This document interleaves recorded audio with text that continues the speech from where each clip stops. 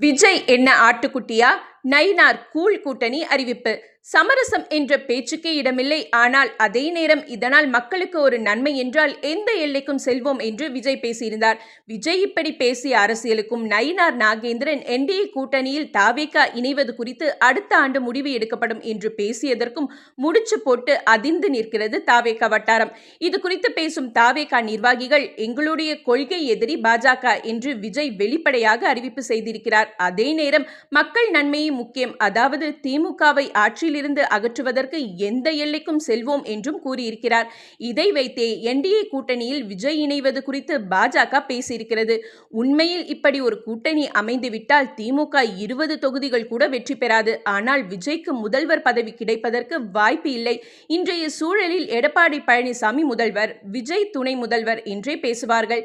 எனவே தலைவர் இப்போதே கூட்டணிக்கு ஒப்புக்கொள்ளக் கூடாது. முதல்வர் என்று விஜயை அறிவிக்கும் வரை காத்திருக்க வேண்டும். நாம் கூட்டணிக்கு போகாவிட்டால் எடப்பாடி பழனிசாமி தோல்வியடைந்து விடுவார். அதனால் வெயிட் பண்ணுங்க தலைவா என்று கோரிக்கை வைக்கிறார்கள்.